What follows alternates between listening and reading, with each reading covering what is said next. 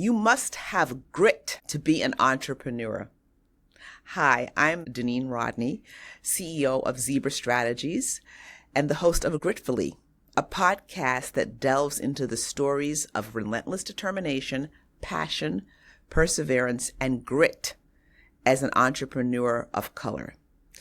As the founder and CEO of Zebra Strategies, I have dedicated my career to uplifting the voices of underserved and vulnerable populations through innovative and culturally consistent research methods. It's interesting because I have thought about starting a podcast, and I just didn't quite know how to frame what I was going to talk about. I knew I wanted to talk about what my journey was as an entrepreneur, but I just didn't quite understand what it would look like.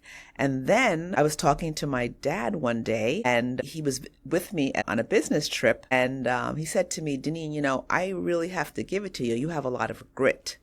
And grit is not a word that I've heard used a lot. And I was very curious about that. So I looked up what the word grit meant, and it made sense to me as it relates to my entrepreneurial journey. Why am I doing this podcast, right? I wanted to do it because I really wanted folks to understand what it takes to be an entrepreneur, not from just a practical skill standpoint, but also for a point of view, an attitude, an approach. And I think grit kind of really sums it up. So I have here my dad, who's known as Carly. He's helped to hone in my entrepreneurial skills. I like to say he's my advisor, my cheerleader, my OG, my consigliere, and a real support. And so he's going to be the first guest on this podcast. And it's very interesting because when you had referred to me as having a lot of grit, do you remember that? I do. Having been an entrepreneur myself and coming to understand what is required for success is one. And so it makes sense if we can help others along the way. What are the ingredients that make success and what we should be looking for? And there are a number of things apart from the marketing strategies that you must undertake, the business plans that is compulsory. But beyond that, what we should be looking for. And so knowing my daughter, and she's always trying innovative things and getting into interesting things. When she asked that I should be her guest, first I had no choice. Second, I had to just willingly come. But the third, it's a delight. Oh, thank you. Well, that's funny that you said it's a delight because I found the time when you described me as having grit, I was sharing that story with a group of professionals that at a conference. It was a group of about maybe 10 or 15 entrepreneurs that happened to be immigrants or of color. Immigrants. So when I was telling them that my father described me as having grit, one of them remarked and said, well, gosh, you're lucky that you had an immigrant parent that gave you a compliment. Well, I thought that was funny because it is funny, but it's also instructive. Yes. In that the push for success that you'll find in an immigrant family simply because you can't look back. And they're not safety network that you can look to rely on. So you want to push for success in all sense. But it's not necessarily all immigrants family that would look at it in a negative way. It wants you to understand that failure is not an option. And it's a part of your own being. Right. And so it wasn't done in a negative sense. No. And so when you talk about success in business, it has many elements and many parts to it, some of which we'll get into. But it's that perseverance, real perseverance, that is usually the hallmark of success. Not just perseverance, but what comes with that, what you must do, perseverance. Patient, be solid to hold on, and then that prepares you for the turbulence that you'll find as an entrepreneur, Right. you got to hold on. Yeah, that's true. I was talking to another entrepreneur, and I don't think that a lot of entrepreneurs talk about the turbulence enough. So what happens is people don't understand that part of the journey. They may see the success, but they're not really understanding the turbulence. Well, it's important to understand its role in success, and nothing is going to be smooth sailing. And there's an old African proverb that says, "If you want wisdom, walk with a wise man, and if you want success in business, you walk with a successful business person who has experienced what it takes to succeed, including the turbulence." And so there's no easy walk to success. There's no trouble-free walk to success in anything, including business. And that needs to be understood very early on in business so you can prepare yourself for the journey. Before we dive more into the podcast and talk more around some of this idea of grit and its relevance to entrepreneurship, I wanted to talk about what grit means to me and this idea of Gritfully, the name of the podcast, right? And Gritfully is a word that does not exist. It's my word. I've made it up. But when we think about grit, I think we think about resilience and what I also think about restraint, right? Because sometimes when you have grit, you have to have restraint. Why are we calling this Gritfully? Well, let's talk about what grit means, right? Grit is it's a personality trait possessed by individuals who demonstrate passion and perseverance toward a goal, despite being confronted by significant obstacles and distractions. So that's what grit means. And then what do we think about this word fully, right? So fully means to completely or entirely do something to the furthest extent, right? So when we think about this podcast, we're really going to be talking about individuals, tools, point of views that look at how to be passionate, have perseverance when you're confronted with obstacles and distractions, but to do so fully and completely. And that is the idea behind Gritfully. Well, it's well said. It's well said. You could talk about being audacious, being purposeful, and but you talk about point of view that we're passionate about. My own experience, an example, was when I left corporate America and decided to form Carib News, a publication focusing on a growing Caribbean American community. And a reception, I met Harry Belafonte, and he had gotten Carib News and became a reader. When he came over and he met me, he said, "What I like about the paper, it had a point of view and a purpose in bringing value." And that kind of stayed with me over these 40 years. I think it talks to exactly what we see as quality that needed, and it would be a part of this grit to succeed. Grit is those elements that come to propel success, and in many instances, it's kind of universal in its application, as we have various versions and various stories. So. Okay. It's interesting because speaking about that proverb, if you want to be wise, walk with a wise man. If you want to be successful, walk with a successful man or a successful person. I think in this podcast, I want to kind of bring home who we're going to be talking to and what we're talking about, right? I think the number of years you're in business speaks to your ability to be gritful. So that's what we're looking at.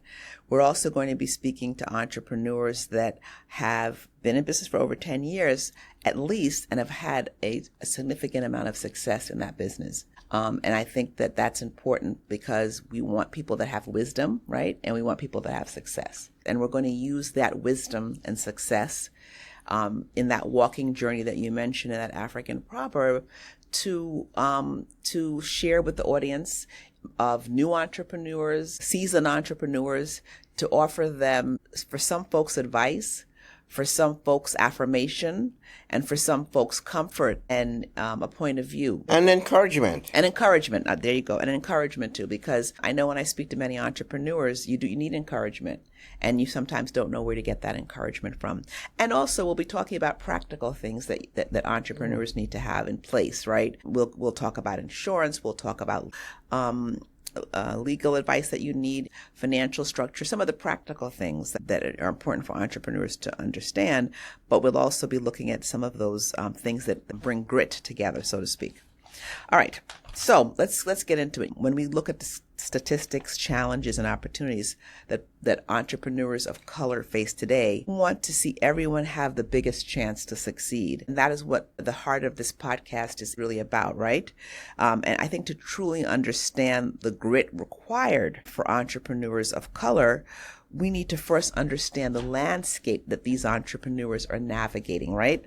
And I think despite progress, entrepreneurs of color often face a unique set of challenges that their peers might not necessarily encounter, right? Take Black entrepreneurs for an example. Do you know that 8 out of Black-owned businesses will fail within the first 8 months? 20% of new businesses fail during the first 2 years of being opened, 45% during the first 5 years, and 65% during the first 10 years. And only 25% of new businesses make it to 15 years or more. Now, between 2017 and 2020, the number of Black women-owned businesses increased by nearly 20%. 30% of those businesses created by women failed last year. So when we think of entrepreneurship, it is challenging, it's exciting, it is dreams, but we also have to understand the reality of it. And when we look at things like VC funding for business of color, I think it's at 1% now, right? So these are sobering statistics, right? Not surprising, though. But not surprising. So I think that when we think about this idea of being gritfully, we want to make sure that we set up everyone to have a realistic journey as an entrepreneur and get the advice and support that they need. Yes. The issue of race, particularly when it comes to business and economic development, has been one of real concern, simply because opportunities are not there for wealth creation or wealth transfer. Mm-hmm. And many of the Black leaders have had to focus on social issues as opposed to economic drive. Mm-hmm. Plus, the issue of racism with respect to funding and capital availability is well known and well documented. And so with the inexperience and the scarcity, we're tracking well behind. So this is why it's important to have this kind of program. Mm-hmm. And Earl Graves, who I know very well and was a part of the group that literally greenlight the financing for Black enterprise, and this again is some 40 years ago, saw that need and developed a publication to push at it. So it is real, and it has to be dealt with. Mm-hmm. Now, how do you deal with it? Do what you're doing, but also open the eyes of entrepreneurs of color as to what are some of the pathway to success, certainly what some are the obstacles that they need to understand, and some of the practical business imperatives. And so in any area that you can provide some of that, it will help, particularly now where the issue of DEI is so troubling that you want to be able to firm up the need for Black entrepreneurs. Because being an entrepreneur is a tough road, mm-hmm. and we need to have people understand that. So some basics when you talk about getting into the issue of entrepreneur, of course, is capital to take you past 18 months, 2 years that you might need. And so there are those kinds of needs. And of course, you're incubating a situation that is being organized around helping Black entrepreneurs So we have a long way to go, but it is programs like this that provide not the glee and the glory, but some of the issues for those who are already taking the step to be an entrepreneur. Here are some of the issues. Here's where you need to be strengthened, and here are some of the subtleties that you must overcome as an entrepreneur, and twice as much as a black entrepreneur. They have to understand that. Not to discourage anyone, because we need to encourage them more and more, but certainly to bring a taste of reality that they need to be aware of and be prepared. You know, the persistency, the patience. You have to slow things down. You find a lot of black entrepreneurs want to do a lot of things all at once, and we have to advise them, slow it down, step at a time, move with a degree of getting your feet planted down. And sometimes they look at it as being discouraging, but it's really telling you, don't let your imagination run away with you. Just slow down your thinking, and it's important for black entrepreneurs to understand that. Slow it down and make solid steps as you go along. You tell me all the time to slow it down. All right. Okay. So, you know, given these statistics, I think we want to get this mindset and this toolbox to succeed, cope, and grow together. And I think today what we're going to be talking about is just, you know, some vantage point from your perspective about what are some of the things. Obviously, we need to slow things down, but I think we have to talk about some other things. It's interesting. You and I had a conversation about a month ago, and you didn't know I was recording it, talking to you about this idea of what you meant when you described me as having grit. And then you explained to me what you meant. And one of the things that you said was some people romanticize entrepreneurship. And that really struck me because it did make sense. And I wanted you to talk a little bit about this idea of romanticizing entrepreneurship. Well, it's what propel you into entrepreneurship. Some of us are propelled because tough decision. You might lose a job. You might in a bad situation. Some might have an idea. It's found an opportunity to play with those ideas. Some of us might have talent.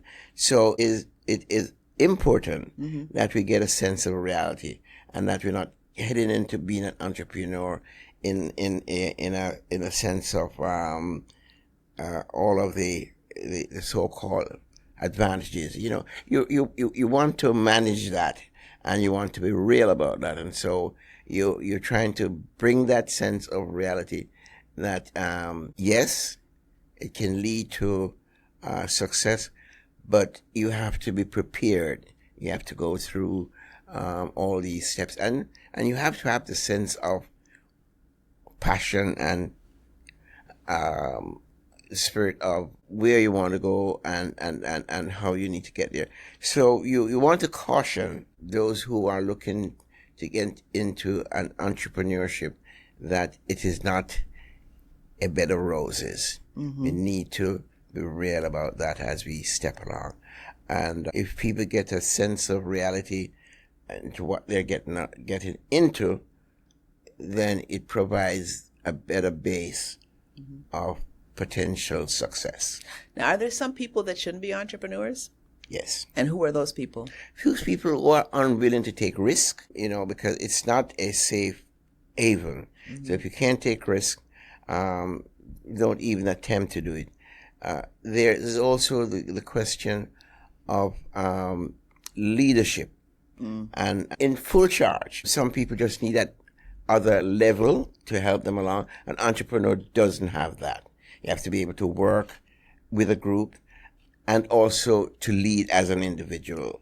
And you have to know the difference between the value of group decision and the need for strict individual decision. So you have to be very firm around there. So you can't be wishy-washy in your thinking. You got to be very firm. You can't be afraid, which is the risk, I guess.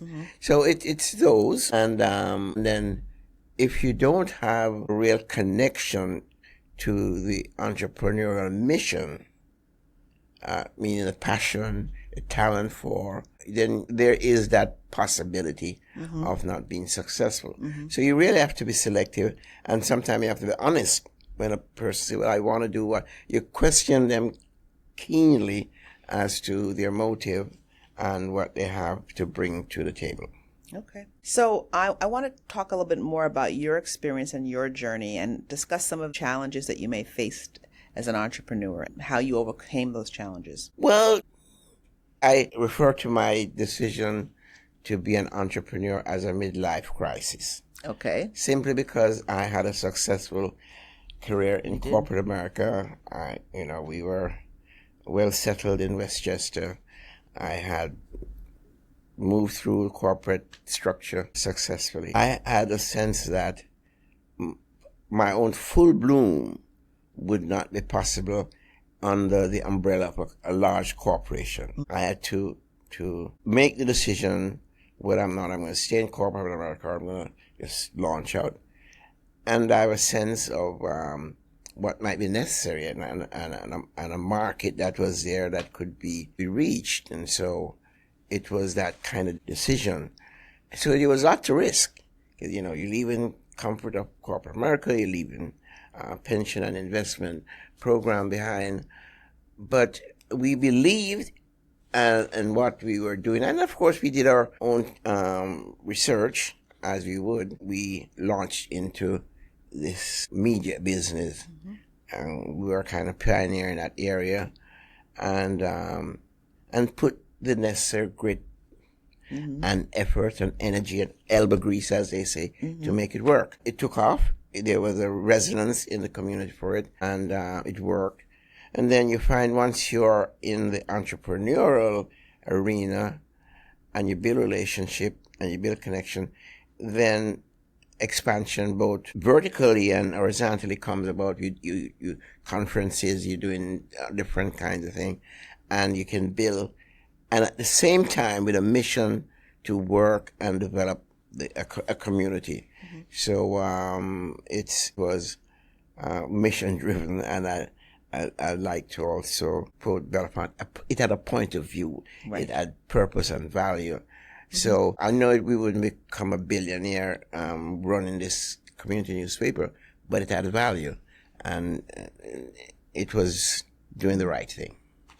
Now, when we talk about, who shouldn't be an entrepreneur, that was very interesting. But I'm also curious, do you think that there are overlooked skills that you believe entrepreneurs of color need to succeed? Well, I wouldn't look back with any disdain on my experience in corporate America, because you learn the business and you see how they operate, and you have a sense of what the world is. Right. I hate to do this again, but a good friend, Rex Stanford, all of us can't be in the field. Some of us must get to the big house, learn what is happening up there, and then we can go back and help, and we can go back and organize. So some of us have to get into corporate America. You got to learn what's happening in there, the tricks in the trade, and then you can come back and apply that within your community. So part of being an entrepreneur, it's not a bad notion to get experience outside there in the business world with all of its treachery and all of its racism or whatever, but you learn, you see, you understand it, and you can pick up their techniques. So in encouraging people to be entrepreneur, got to have some experience. So the corporate America and the corporate world or the business world is certainly a good training ground. Okay. And so when we get to the big house or the corporate world, learn what they're doing so we can bring it back to help in the communities and what have you, and in the business, and be competitive. How are the entrepreneurs of today, in your opinion, of color different than the ones from 25, 30 years ago? Is there a difference? It's a huge difference. The landscape has changed significantly in terms of just the technology and some of the opportunities that exist. And so we have a few black billionaires. Now, unfortunately, most of that is in sports or entertainment. And so there's not that opportunity for vertical or even horizontal growth, because it's an individual kind of thing and they can build on it. We can't dismiss the technological advances in the last 20, 30 years and the impact it has had on and some very positive on entrepreneurship and what we can achieve. In the last 30, 40 years, you had more brick and mortar kind of work to do. Now it's really the intellectual property and the creativity that is at work. We're still at a disadvantage, but you have a different breed of entrepreneurs. But the barriers, in a large sense, remains the same. And the numbers, as you recited, are still dismal. Mm-hmm. That's true, for sure. I want to step back because you talked about your journey as an entrepreneur and how it was a midlife crisis for you. But I don't know if you remember, but when I left corporate America, I was deciding whether or not I wanted to go back to the golden handcuffs, file a discrimination lawsuit. And you said to me, why don't you just start your own business? And I was like, okay, why not? And you said, just go get a bank account and start your own business. And that was the beginning of my journey. And it was very interesting because I tell people that God protects children, drunks, and fools, and that I had to be one of the three or all of the three because I was very naive when I did that. Naive meaning that I didn't have a business plan, I didn't have funding. So I guess my question to you is, why was that your recommendation? Well, I knew you. Okay. Okay. I knew something about you, and it evolved in terms of my own sense of how you could be an entrepreneur, what were your strength, talent, and a lot of that has to do with your ability to organize, and of course the grit that we saw back even then. And then we had a kind of, whatever you might want to call it, it was an incubating situation. Mm-hmm. So if you did, we had supportive help there, administrative help, whatever. So you could fly, you could make mistakes, and you would be able to do some of that. And the truth is we do need more Black entrepreneurs. Why? Because that's where you make the money. And that's where you have the power. You have Black entrepreneurs, you can employ Black people, you can build big communities. You don't have to constantly beg people for jobs because you're creating jobs for your own. It's a shame when you have these big Black communities and they don't own anything in the community. Yeah. And so you need that. And where we can incubate an effort. In your case, it was an easy decision to make for me because I'd gone through corporate where I knew where you call the golden handcuff, and then it was chaining you or limiting your ability to fly, and so it was an easy decision. I don't remember saying all of that, but it was an easy decision, which I would not give that advice to anybody that I didn't know in terms of capacity, drive, whatever. But you were in elementary school. You were leading children out of class to do what you tell them to do. So you were leading from then. Okay. So okay, that wasn't secret out of the bag, but okay, all right. Good to know. I want to get back to this idea of romanticizing entrepreneurship. And I think that it's important because when I think about entrepreneurship, grit is very important. But for me, I found some of the harder things are humility, restraint. Because when I think about some of the challenges that I've had to manage, it really wasn't about anger or grit. It was really around humility and restraint. Well, the key to any success is relationship. Right. And relationship comes out of your ability to deal with other people, to communicate with other people in whatever you do. Relationship means to be able to relate. And if you can't do that successfully, you're not supposed to be in business because any business you build, it has to be built on relationship. And people must connect with you on all levels, both externally and internally. Do you think that happens now? Because I look at a lot of the entrepreneurs. I mean, sometimes the focus is funding and money and, increasing, whatever metric is. And I'm not so sure if that's the case. It's very interesting. I was reading something recently about a company that just went out of business. It's a company in California, but like literally in one day went out of business. And I thought that was so interesting because what about the relationships that they had built with their customers, the employees? What about, and I was talking to someone recently that got laid off from their job, and I said, what was that experience like for you? And they were saying that they didn't even know they were laid off till they tried to sign into their email and they couldn't get in. And then they got a personal email saying, hey, you're no longer working with us. And so to me, I see more and more a lack of what I call relational interactions with business owners just generally. Well, no business is going to succeed strictly on relationship. You That's have to true. have the mechanism, you have to have the infrastructure, the business elements to work. Mm-hmm.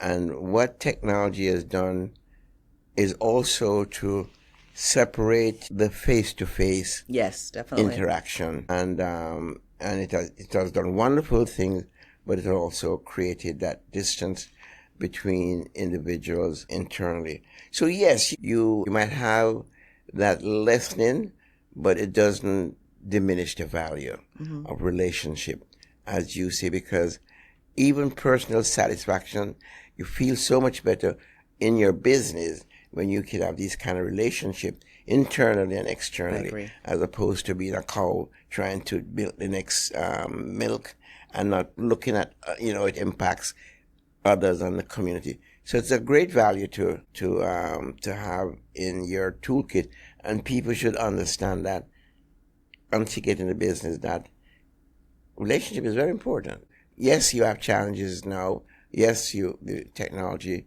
doesn't lend itself to the face-to-face or what have you, but it has value, and your emphasis on being humble is as long-term benefit. In business as in life, you have sprinters, people want to get things fast and whatnot, and you have people who look at a long-term and how to get there and how to sustain it. That element of humility is very, very key and should be emphasized to young entrepreneurs, because that interaction is not there in so many ways. Well, I think that I agree with you. I look at many of the times when I'm talking to younger entrepreneurs than me, I do ask them to slow down, and also you don't have to react to everything. Right. Right? I remember specifically speaking to a bank manager, not a bank manager, well, he was a loan officer for a bank, and it was during the pandemic, and so we were on a conference video call, and he did not come on the call. We didn't turn his video on, and he spent the entire time interviewing me, not asking me what it was that I wanted from the bank. And it was off-putting, but I was gracious and I was humble, and I decided that it was not important for me to let him know how inappropriate his behavior is. And I think when you're an entrepreneur of color and you move in many different spaces, you have to have that kind of wherewithal, or you can get caught into a lot of stuff in a lot of ways. You have to de-escalate things quickly, and sometimes our sense of not being treated right or well, and it might be true, but you can't escalate. You have to de-escalate in business, constantly bringing it down, so we don't go off in a wrong direction. And so that has a lot to do with being humble and a lot to do with good business sense. Sometimes you need that aggressive move, but let it be aggressive and constructive. So you and I have had many conversations around transactionalizing, and we're going to get to that. But before we talk about your point of view as it relates to being an entrepreneur, and when I'm coming to you about to go over the ledge and we have our advice sessions, there's some practical things that you've said to me over and over again, which I want to talk about shortly. But before we do that, I want to talk about some just practical things that entrepreneurs need to think about. And we're going to be focusing different future episodes on some of those practical things: insurance, having a good legal team, getting a good financial team together, just some of the practical things. And I wonder if you could just speak just a little bit around that. So you want to get a good business plan, and you want to have your vision in that business plan.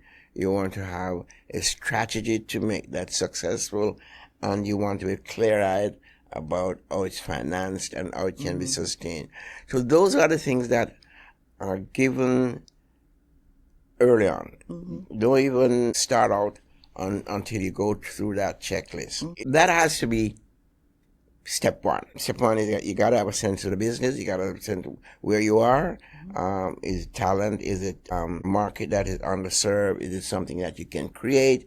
And then how you get to it. And then all of the support that you need from a business plan, which would include insurance, which would include accounting and whatever legal aspect. Just even in terms of the nature of the formation of the business.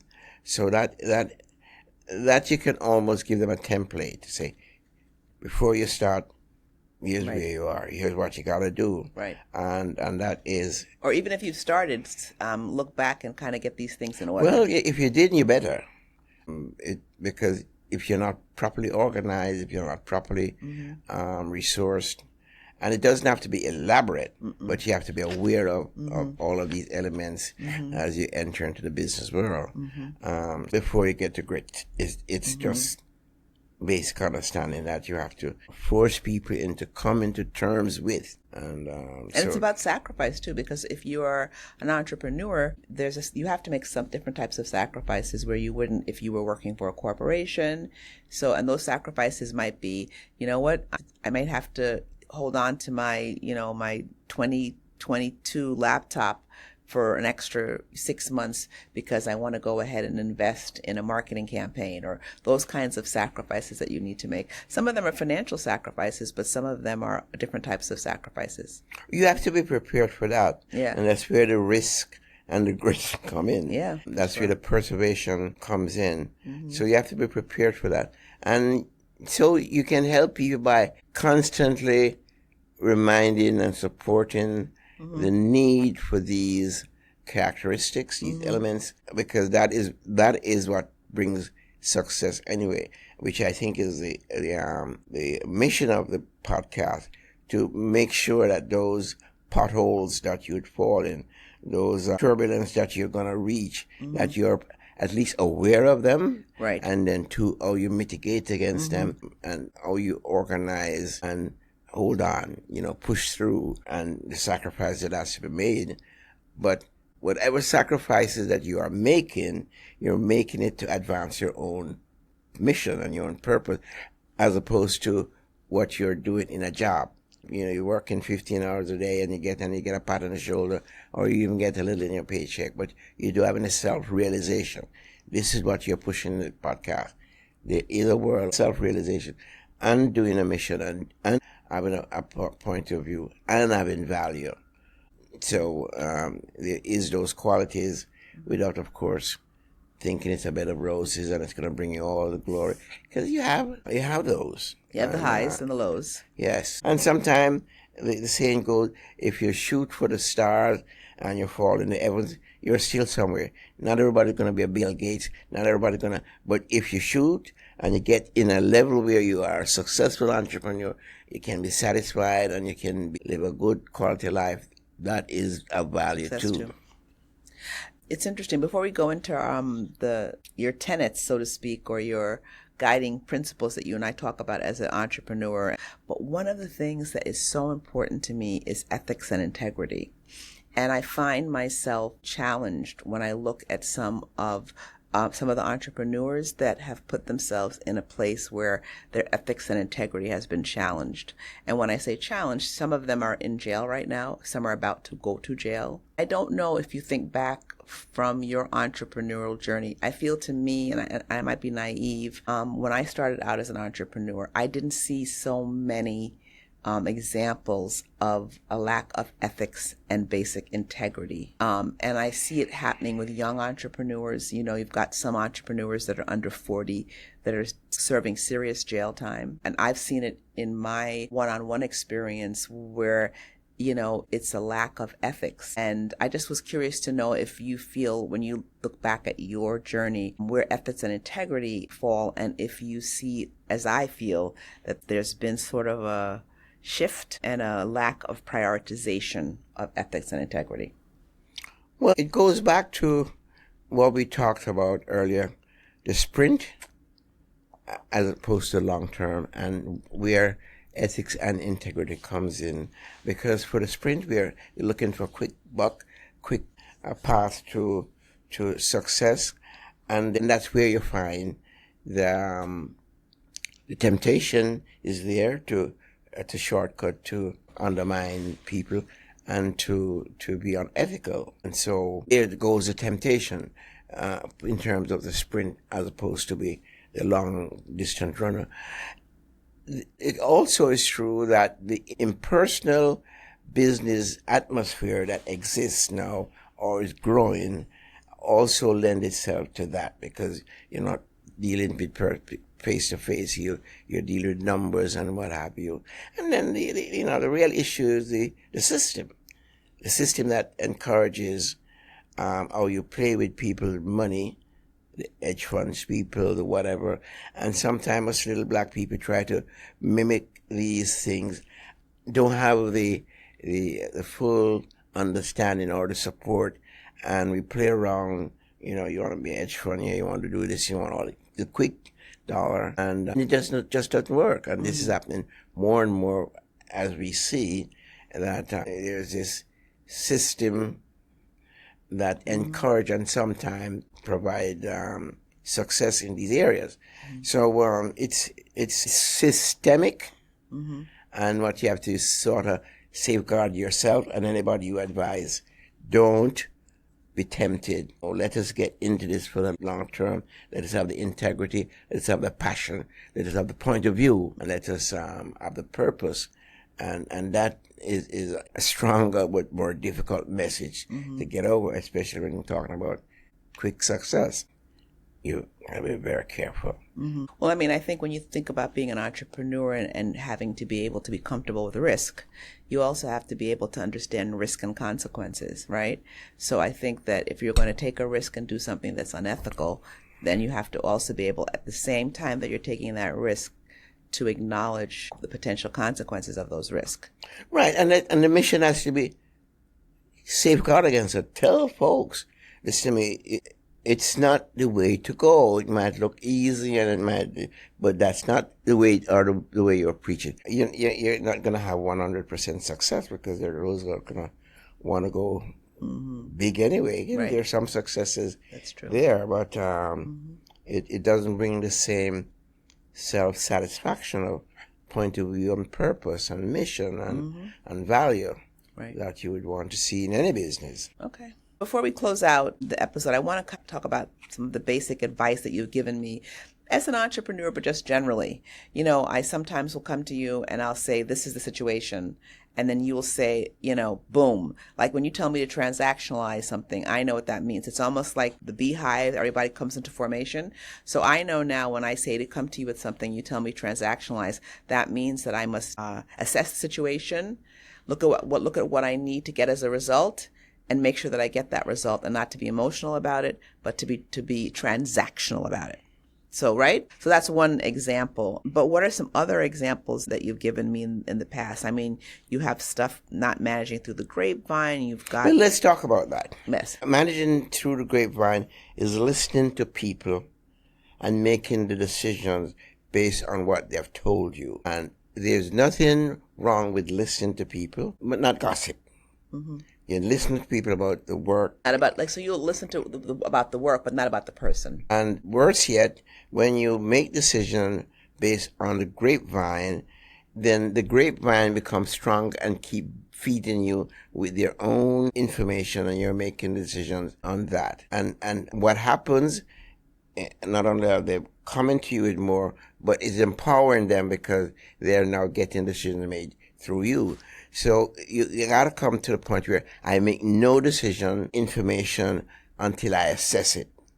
And so people who might come to you having their own issues, you just don't fall for it, because then it becomes a recurring thing. So people are practiced in how they want to manipulate a situation in business, and you have to understand how to deal with it in a way that it doesn't, you're not making decisions. What that leads to? Tension and distraction, and then you're finding that it just doesn't work. So, and that is at all level in all issue, because particularly in a small business where connection is so important. This is not to degrade decisions by the group. If the group comes together and you're making a decision and you are the leader, you listen to the group and you can get quality decision in that sense. Because if somebody has a legitimate situation, then bring it to the group. You can talk to it. Don't let them whisper to you and bring their issues and what have you. So it's a policy that works well. Do not make decisions by grapevine.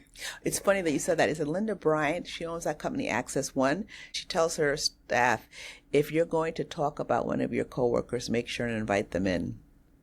So I thought that was really interesting. She said, if you're going to send an email about your coworker, make sure and copy them. Yeah. So I think that's interesting. And I believe that too. I don't think it's, It helps. And what else we have here? What about this idea, when you have an excuse, don't use it? That's a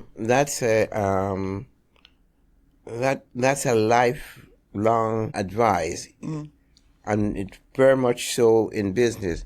When you are in a situation and you have a good advice, a good excuse, and you say, well, boy, I have a good excuse, I can get away with this particular action, don't use it. Because it's tempting to make an excuse, go through and deal with the situation without manufacturing or without using that advice. It helped me from my school days and through college and into corporate America, that when you're tempted with a good advice, don't use it.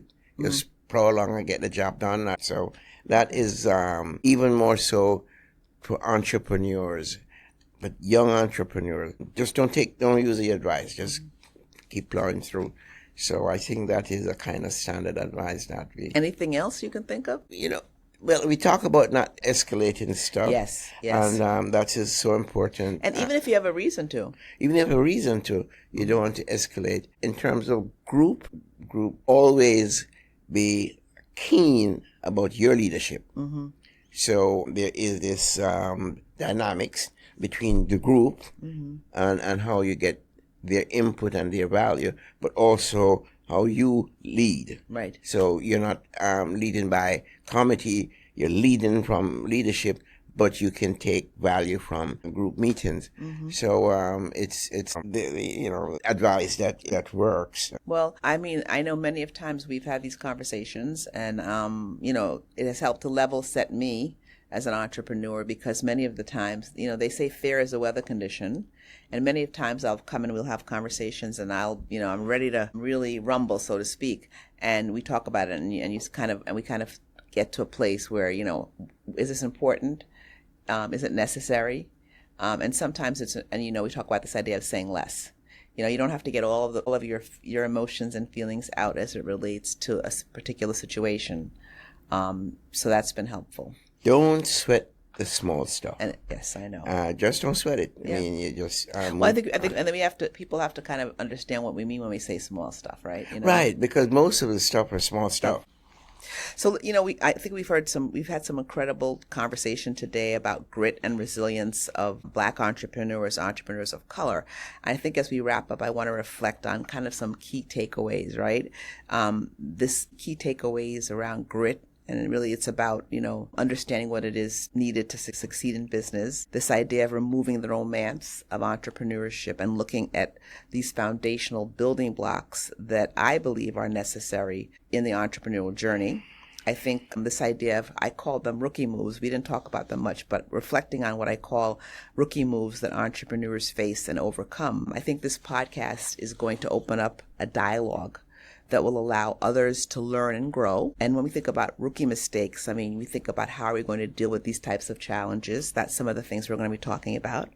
I also want to encourage listeners to reflect on the role that grit plays in their lives and their entrepreneurial journey. I want them to also listen to other entrepreneurs' stories of grit.